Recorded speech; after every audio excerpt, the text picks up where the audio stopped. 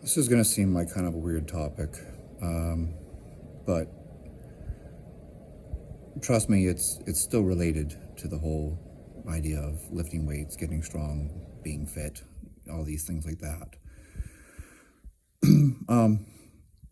It's been 2 years since I lost my father, and I was thinking about a lot of things over the last, you know, I don't know, maybe 5 hours or so. I had a phone call with my mother, and we talked about things, and I have something that I think is worth sharing, and this message might not be for you. So, and if that's the case, it's not like, I don't mean this in a weird way, but just it's, if you don't have kids, like, then I guess you wouldn't care about this. But what I'm going to say here is kind of like, what example are you setting for your kids, and how you live is so much more important than what you tell your kids to do or want your kids to do.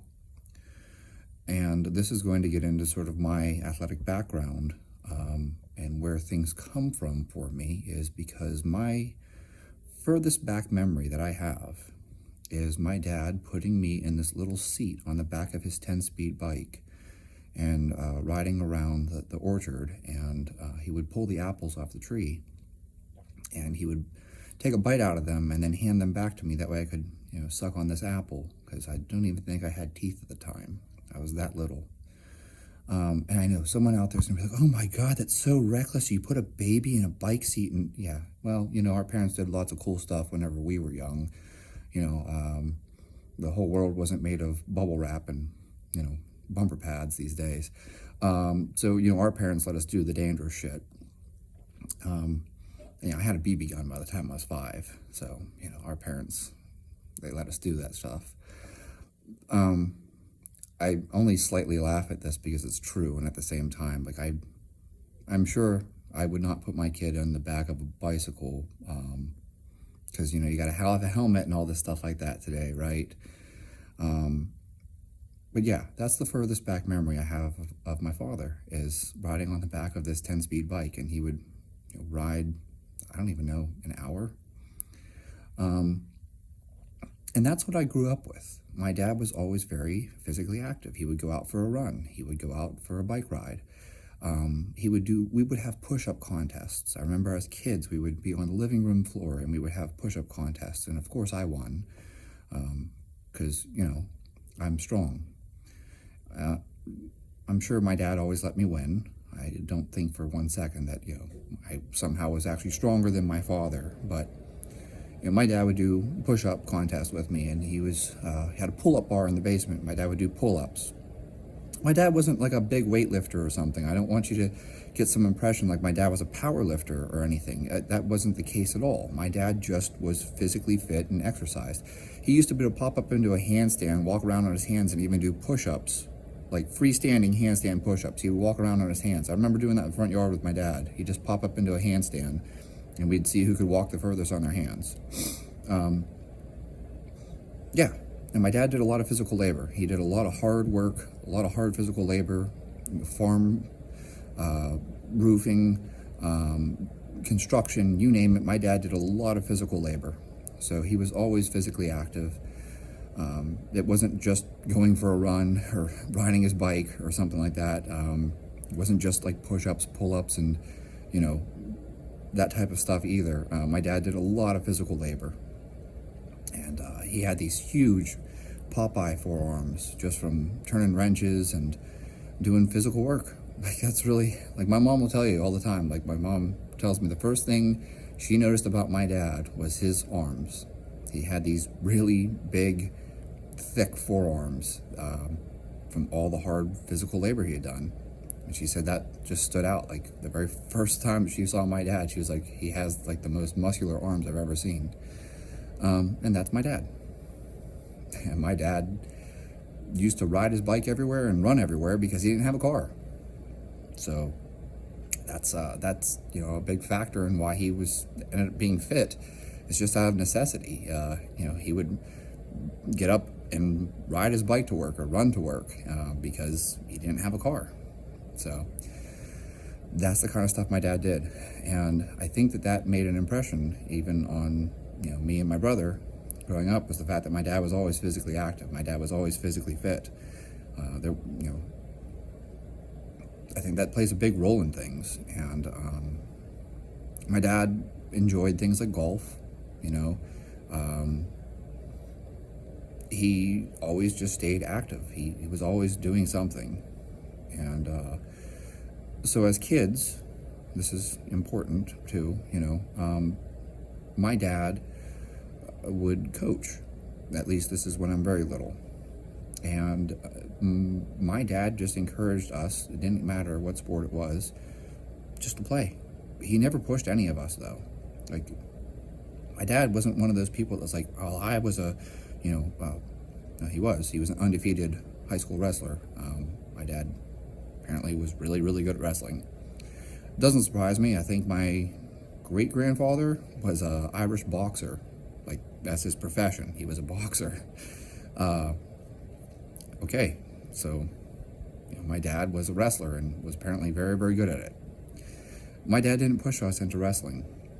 I played soccer, I played baseball, I played basketball, I played whatever sport at all. And my parents just let us. Like, they just encouraged us to play. They didn't try to, I'm going to create the next NFL star or some kind of shit like that. My parents just encouraged us to play. Whatever it was, didn't matter. My parents didn't care. They weren't like, oh, you have to be a golfer, or you have to be a baseball player, you have to be a hockey player. In fact, actually, my mom tried to prevent me from playing hockey. My parents insisted to me that hockey was too expensive. We can't afford it. And so I started shoveling driveways and cutting grass and raking leaves and paid for it myself. That's how bad I wanted to play hockey. As a kid, I went around the neighborhood knocking on all my neighbors' doors asking if I could shovel their driveway, and knocking on all their doors asking if I could rake their leaves. That way I could, pay for hockey. So the only reason I was able to pay for hockey is because of the fact that I had neighbors who were kind enough to let this small child go ahead and shovel their driveway. And the only reason I was able to play hockey is because, well, I paid for it myself, because my parents couldn't have afforded it. Which is why I always had really crappy, shitty equipment, because I had to buy whatever the cheapest stuff was, because I couldn't afford good stuff. So, whatever. It really doesn't matter. This is the thing I always point out to people. If you can skate, you can skate. You don't need the best pair of skates out there. You don't need some top-of-the-line skate. You can skate in anything if you can skate. So, just like how I always bought wooden sticks. Other people were out there buying Easton Synergy bullshit things with, I don't know, some type of carbon fiber shaft, and then I had to buy a blade separately and all this stuff like that. And I just bought the wooden sticks. But the point that I'm sharing here is about my dad and the fact that he set an example by being physically active himself. My dad was a physically active person. He rode his bike, he went for a run, he did a lot of body weight PT type stuff. We did have a barbell. It's not like my dad didn't do anything barbell related. We did have a barbell in the basement. We had weights. At one point, I think we actually had some type of cable machine thing. Like a not total gym, but like one of those, I don't know, whatever they are. It had like multiple exercises you could do on it, but they used a cable with like a stack of plates. And then, when my brother and I got older, one of the first things my dad bought was a bench for us, with a barbell and, a squat rack that had it built into it. So you could do squats, you could do bench press, and obviously if you have a barbell and you have plates, you can set it on the floor and you can do deadlifts. And so that's what I grew up with. And my dad encouraged us, and, he set an example. He himself worked out. And what I'm trying to share here is the fact that whenever you are fit yourself, okay, and you make an effort for, being fit, you practice fitness as a lifestyle, this sets an example on your kids. My parents never told us to exercise. We just did it. I just wanted to. I remember when I was in Cub Scouts and I set all these records for doing the most push-ups and the most sit-ups and all this stuff like that, all those fitness merit badge things. I blew them all out of the water. By the time I was 5, I was an American Red Cross first-class swimmer. And my mom, too. I shouldn't leave my mom out of this. My mom she worked at I think it was called Elaine Powers, but don't quote me on that. But she taught like women's fitness classes, like aerobics classes. She taught step bench classes. My mom did all kinds of stuff like that. My mom was always, involved in fitness, and my mom always made point that we ate healthy. There was a book, I think it was called something like Let's Eat Right to Stay Fit, or Let's Eat Right to Keep Fit, or whatever it was.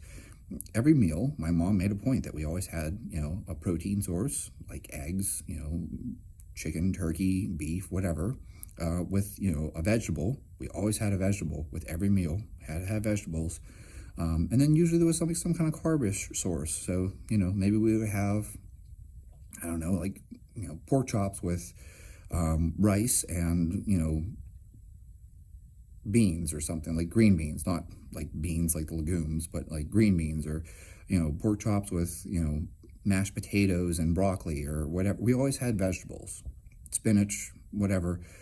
We had some type of meat or eggs with, some type of, maybe we would have eggs with oatmeal at breakfast, and my mom would put blueberries in the oatmeal. But we always ate very healthy.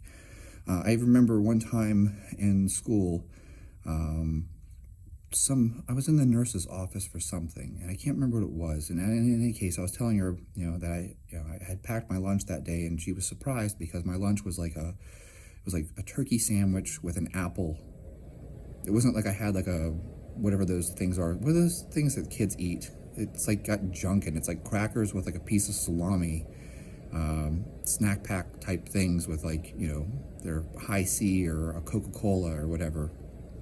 No, my lunch was like a turkey sandwich with an apple.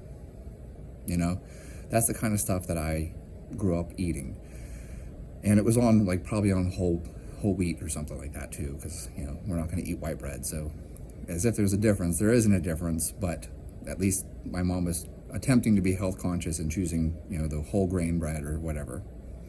And the point that I'm making here, though, is that that's how my mom ate, and that's how my dad ate, and that's how, like, my parents both exercised. Like, my mom taught aerobics classes. My dad, rode his bike and ran and did all kinds of... My dad could do so many damn pull-ups.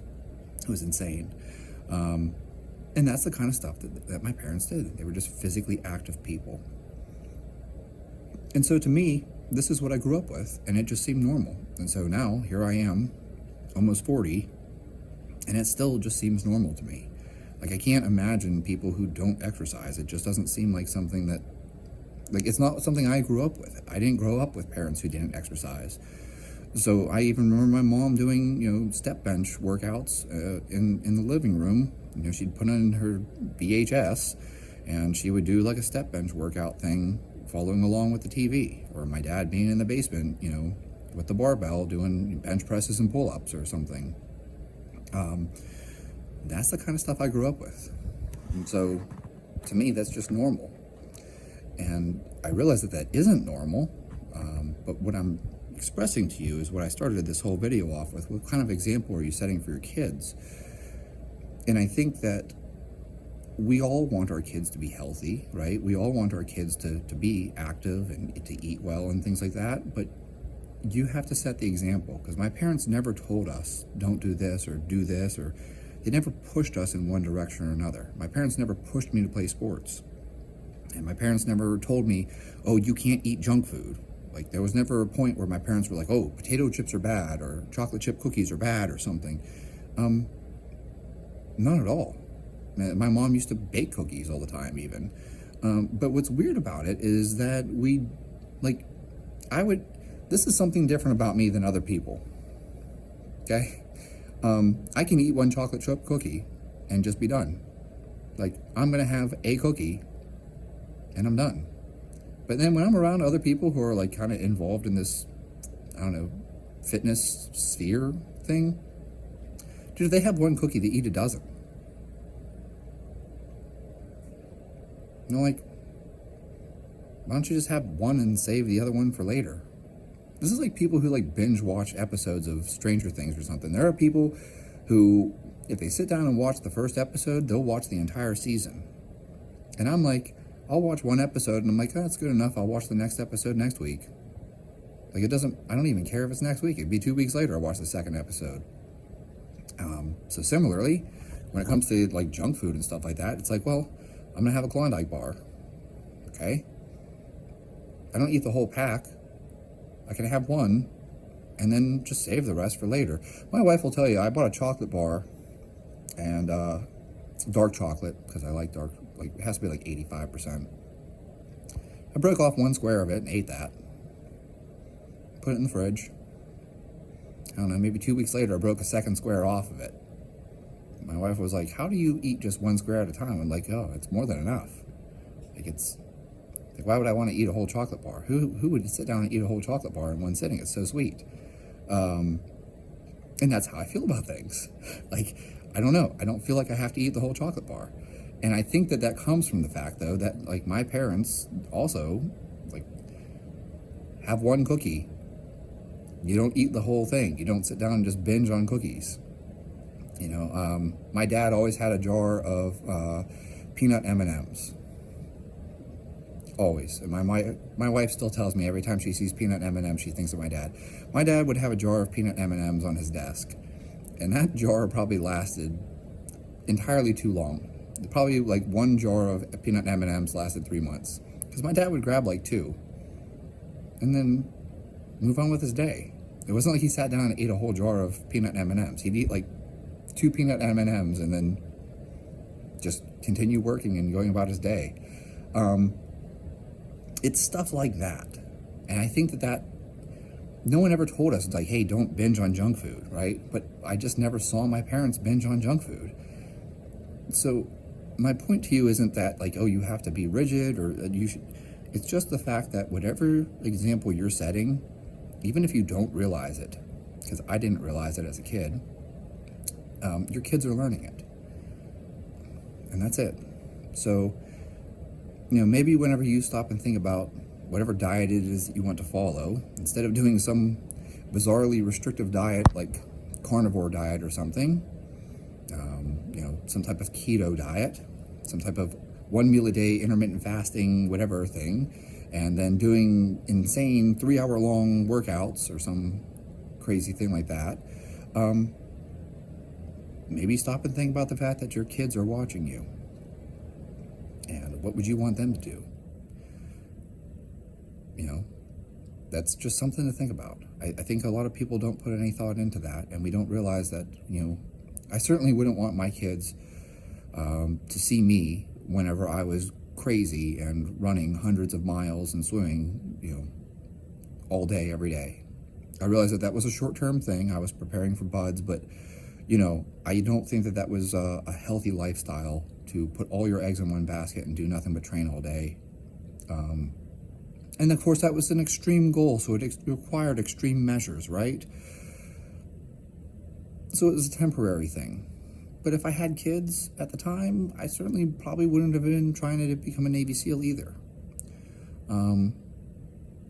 Yeah, think about that. I wouldn't have been trying to become a Navy SEAL anyways. But my point being to you that, you know, my overall message here is just the fact that I was thinking about my dad and how my oldest memories are things like him riding his bike. And you know what? By the time I was riding a bike, I used to go for bike rides with my dad. So, you know, I'd hop on my bike, he'd hop on his bike, and we'd ride around the neighborhood. We were just very, very physically active all the time. We would go hiking, and hiking with my dad is not like hiking where people are like, I like hiking. Girls always tell you that. Girls are like, I like hiking. And then they like to walk on a path. No. Like when my dad and I went hiking, like we packed a bag with like a tent and food and everything you needed, and you would go hiking, and then you would set up camp, spend the night, and then continue hiking the next day. Like it wasn't like, we're going hiking, so we're going to go for a walk in the woods. That wasn't hiking. Hiking was like legitimately putting a pack on your back and carrying a tent, sleeping bag, food, etc. with you. And then going across some large area that required a map and a compass. That was hiking. So, you know, I do miss that. That's something that people don't do that kind of stuff anymore. But anyways, so that's the big long takeaway here. This is me 20 minutes of reminiscing, but the message that I'm trying to share with you is the fact that whatever habits you have, whatever behaviors you engage in, however you perform activity. I don't care if you are into biking or rowing or running or whatever it is, lifting weights, powerlifting, etc. Your kids are watching you, whether or not you realize it. And you're setting an example, and I'm so incredibly grateful for the fact that I didn't even realize that my parents were doing something unusual. And so to me, it's just normal. And I think that that's a great thing. And I hope other people hear this message and they think to themselves, yeah, you know what? I'm going to live healthy, not just because I want to live longer and see my kids grow up, but they want to live healthy because they want to set a good example that their kids will follow. And that's really the big takeaway from this big, long spiel, is stop and think about the example that you're setting for your kids, because they're going to follow it.